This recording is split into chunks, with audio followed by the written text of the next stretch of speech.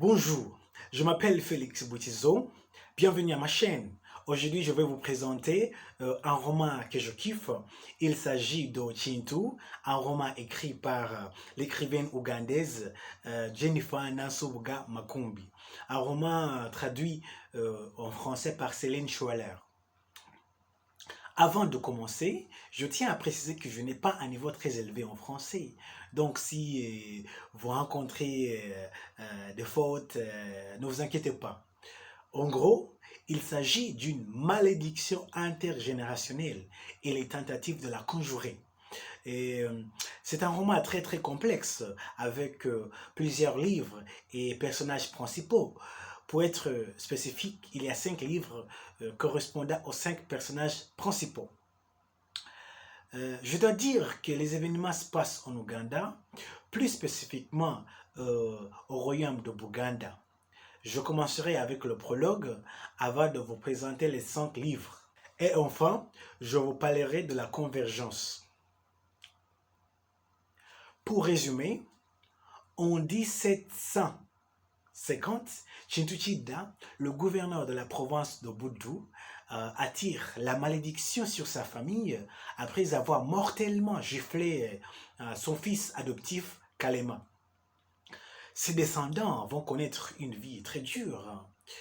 Pour conjurer cette malédiction, toute la famille, 300 ans après, c'est-à-dire en 2004, se rend dans leur village natal. Il s'est passé quoi?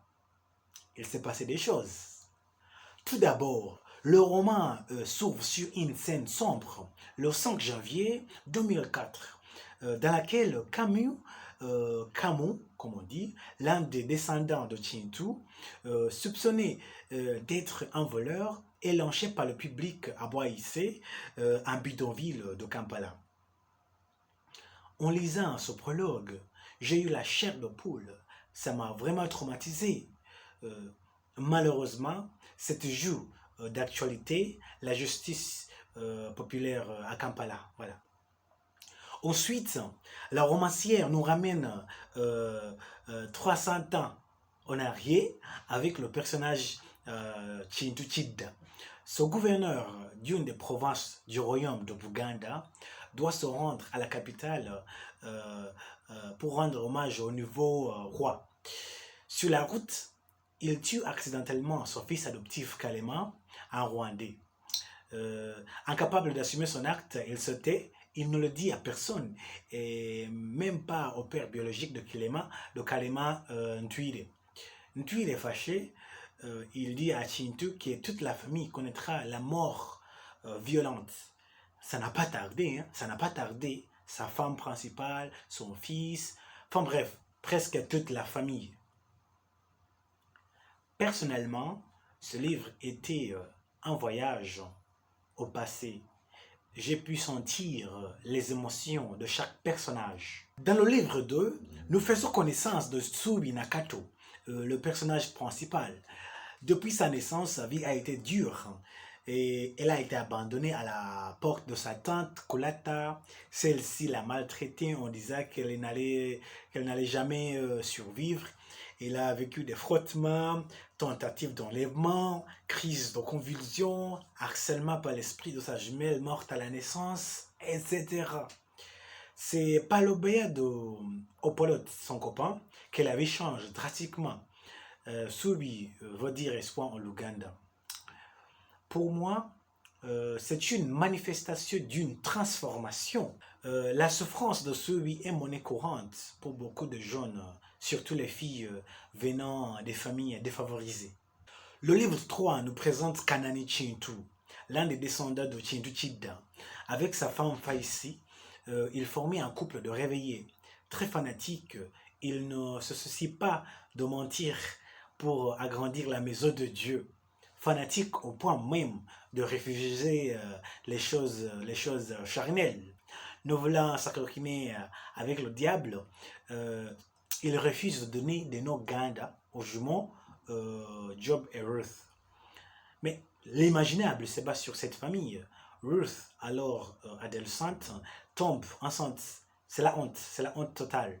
Elle est envoyée chez sa tante Bouiza. Bouiza est une personnage que j'adore. C'est elle qui l'a soumis au régime traditionnel destiné aux femmes enceintes. Voilà. Un enfant est né, mais qui est le père de cet enfant? Dans ce livre, il est évident que la romancière voulait mettre en jeu le conflit entre les croyances traditionnelles et les nouvelles religions. Elle a réussi. Elle a réussi. Isaac Newton Chintu est le quatrième personnage principal. Dans ce livre, l'autrice nous raconte l'histoire d'un mec qui pense avoir transmis la nouvelle maladie à sa femme. Puisque sa femme est morte, lui et son fils doivent être atteints de la même maladie. La mort est donc imminente. Mais est-ce que sa femme est morte du sida? Bon, il est allé se faire dépister, mais il n'a pas voulu voir les résultats. Newton est né d'un viol et de sa mère par son professeur de maths. Il n'a pas même connu son père. En Ouganda, le sida a fait des dégâts dans les années 1990 et 2000. Les traumatismes sont toujours présents. L'autrice touche également la question des personnes avec des problèmes psychiatriques. Voilà. Le livre 5 est le plus intéressant pour moi personnellement. J'adore Missy Chintu.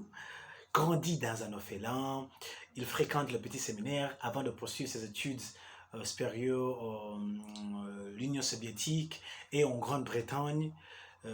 Athée endurci, c'est un cartésien, enseigné à l'université de Makerere. Il écrit des articles à caractère philosophique dans les journaux, dans les quotidiens ougandais, c'est-à-dire New Vision et Bukede. C'est quelqu'un qui aborde les sujets qui fâchent, la question indienne, la diabolisation des musulmans, le chiwendo, l'homophobie, etc. Malheureusement, il perd certains de ses enfants pendant la guerre et d'autres, le sida les emporte, sauf une fille, je crois, la générale Salamanda, je pense qu'elle s'appelle Koussi aussi. En outre, il souffrait de la dépression, et on le voit très clairement. La question centrale dans ce livre, livre 5, c'est: peut-on rester cartésien où on a besoin d'un peu de spiritualité? Hein? C'était intéressant quand même, c'est une question que je vous pose. Je dois préciser que la réunion du clan n'aura pas eu lieu si Bouiza ne s'était pas investie. En effet, c'est elle qui a organisé cette réunion en appelant la plupart des membres de la famille élargie. Voilà. Donc, près de la frontière ougando-tanzanienne, on retrouve les 5 personnages principaux et d'autres descendants de Chituchida. Vont-ils, une fois pour toutes, conjurer le sort? C'est ce que vous allez apprendre après avoir lu ce roman. Voilà. C'est ça. Pourquoi ce roman m'a beaucoup plu? Tout d'abord, je suis ougandais et donc j'ai des repères culturels. Et je connais aussi tous les endroits. Et j'ai appris dans ce roman, en tout cas, en partie l'histoire de Buganda et la culture. Parce que ma mère vient d'une des régions de cette province, en fait. Et c'était aussi une façon d'apprendre le français, développer le champ lexical et renforcer mes connaissances en traduction. Voilà, c'est tout. Je reste Boitizo Félix. Merci d'être resté pendant longtemps sur cette chaîne et n'hésitez pas à découvrir d'autres vidéos sur cette chaîne. Voilà, je vous remercie et je vous dis à tout de suite ou à tout à l'heure ou au revoir ou à la prochaine. Ciao, ciao.